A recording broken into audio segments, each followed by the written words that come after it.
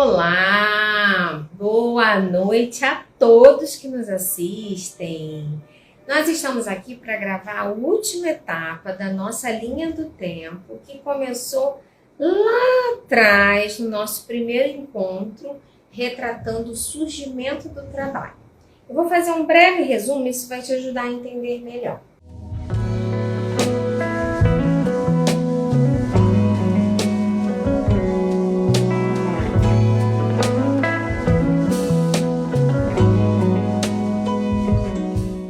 Estamos aqui numa linha do tempo imaginária, onde a gente começou aqui na idade primitiva,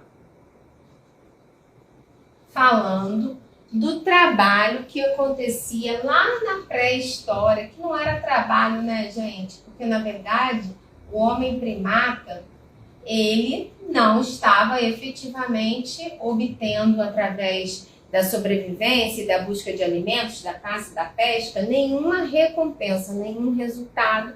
Ele estava apenas sobrevivendo.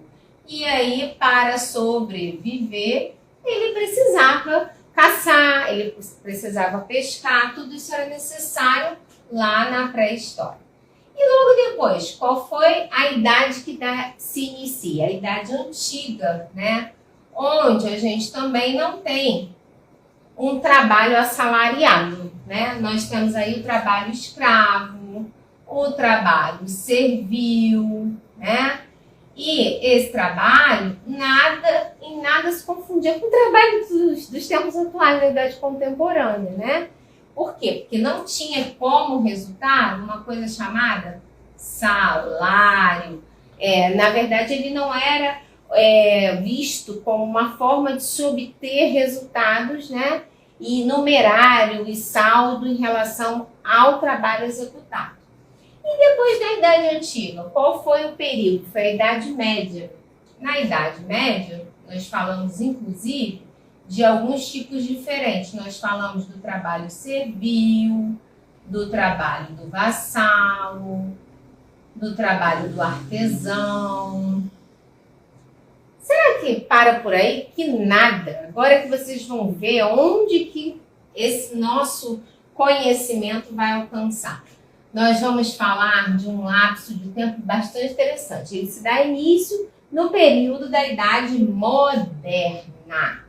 A Idade Moderna, ela vem com os contornos do que a gente chama de início da Revolução Industrial, que se iniciou na Europa e foi migrando, né, desde o século XVIII até o início do século XX, trazendo aí uma nova moldura para o trabalho propriamente dito. Lá em 1865 e depois em 1888 no Brasil, com a abolição, né, da escravatura, traz essa mão de obra, né, de forma muito digna, presente para o mercado de trabalho. E também os imigrantes, né, os imigrantes que chegam ao Brasil. Gente, a Revolução Industrial ela é um grande boom em todo o continente europeu, e isso vai se propagando, vai reverberando, né, pelos demais continentes. Essa mesma Revolução Industrial que a gente está tratando aqui foi a mola mestra. Foi ela que desencadeou essa mudança nesse cenário. E através dessa mudança e através do aumento populacional, a gente percebe que a máquina ela precisa ser operada. Dentre esses acontecimentos, por volta de 1891, o Papa Leão IX ele vem com um documento chamado Encíclica Católica. E esse documento ele preza pelo respeito à classe dos trabalhadores. Ele intenciona trazer normas, né, de boas condições de prestação de trabalho, tanto entre empregador como empregado. Ou seja, a Igreja Católica também passa a fazer parte desse cenário. Interessante a gente pensar que quando nós estamos lá em 1891, já estamos aí nas vésperas, né, do século XIX, ou melhor, estamos no século XIX e estamos esperando a entrada do século XX. Surge também o que a gente chama de Constituição Federal do México, que foi a primeira, com muitas regras que vieram já fazer aí uma espécie de berço para a própria CLT. Vamos pensar o que veio instituído lá em 1917, com a Constituição Federal do México. Vamos lá? Licença maternidade, salário mínimo,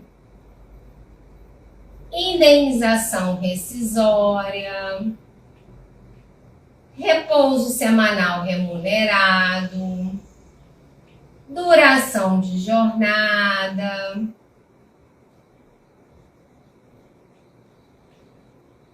tudo isso e outros direitos surgiram lá na Constituição Federal do México, que a gente ainda não tinha, nem se falava em CLT, porque a CLT só veio aparecer nesse cenário em 1943. Tem um lapso de tempo considerável, quase 30 anos, né, gente? O que a gente percebe?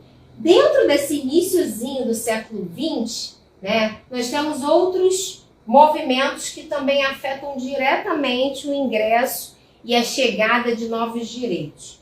O próprio fim da Primeira Guerra, lá em 1919, foi ensejo, né? Por quê? Com o fim da Primeira Guerra, a gente percebe que muitas modificações foram cobradas para essa relação de prestação de serviço. E, além disso, várias revoluções trabalhistas aconteceram. Ou seja, para culminar com o que a gente chama também de governo de Getúlio Vargas. Governo esse que acrescentou várias mudanças que vão resultar no ano de 1943 com o surgimento da CLT. Ou seja, é bastante história que a gente tem para contar. Vale a pena conferir no detalhe todas essas situações do início do século XX que culminaram, né, com o surgimento da CLT e depois disso ainda tem mais, gente. Não perde essa série, ela tá demais, ela tá incrível.